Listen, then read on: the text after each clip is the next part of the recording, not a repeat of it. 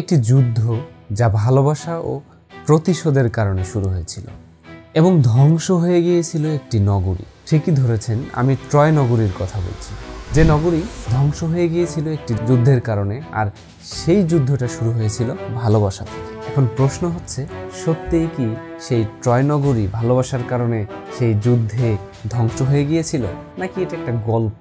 চলুন আজকে সেটাই আমরা জানবো এই ভিডিওতে। প্রাচীন গ্রিক কবি হোমারের মহাকাব্য ইলিয়াডে ট্রয়ের যুদ্ধের গল্প বলা হয়েছে। বলা হয়, ট্রয়ের রাজপুত্র প্যারিস স্পার্টার রানী হেলেনাকে অপহরণ করলে যুদ্ধের সূত্রপাত ঘটে। রাজা আগামেমননের নেতৃত্বে গ্রিক বাহিনী ট্রয়ের বিরুদ্ধে যুদ্ধ ঘোষণা করে। 10 বছর ধরে চলে এই যুদ্ধ।